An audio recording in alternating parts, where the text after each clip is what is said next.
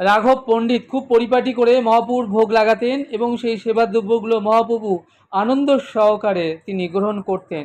একদিন সন্ন্যাস ধর্ম গ্রহণ করে মহাপ্রভু যখন চলে যাচ্ছেন, রাঘবকে বললেন যে রাঘব, আমি তো আর আসবো না, তাই নিত্যানন্দ এখন থেকে আমার হয়ে তোমার এখানে আসবে এবং তোমার সেবা দ্রব্য গ্রহণ করবে। নিত্যানন্দের মধ্যেই আমি প্রবিষ্ট থাকব। মহাপ্রভু বলে গেলেন, আমি 4 জায়গাতে নিত্য অনাদি কাল ধরে বিরাজিত থাকব, সতীর আঙিনায়, শিবাসের অঙ্গনে, রাঘব ভবনে আর নিত্যানন্দের নর্তনে।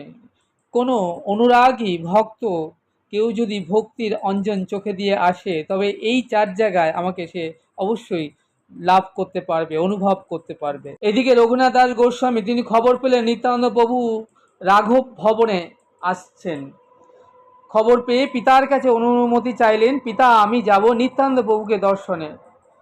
পিতা গোবর্ধন ভাবলেন, পুত্রকে তো আর আটকে রাখা যাবে না, ঠিক আছে যাও, সঙ্গে লেঠেল এবং বস্ত্র আদি, কাপড় চোপড়, ফলমূল, সেবার নানান দ্রব্য আদি দিয়ে লেঠেল সহকারে পাঠিয়ে দিলেন। রঘুনাথ মনে মনে চিন্তা করলেন, আমি মহাপ্রভুর চরণ লাভ করেছি, অদ্বৈত আচার্য কৃপা লাভ করেছি, কিন্তু নিত্যানন্দ প্রভুর চরণ এখনো লাভ করাই তো আমার হয়নি। আপনারা এখন দেখছেন রাঘব ভবন, রাঘবের প্রাণ, নিতাই গৌর, রাধের শ্যাম। দেখুন কত ভক্তর ঢল নেমেছে রাঘব ভবনে পানিহাটি দণ্ড মহোৎসবে।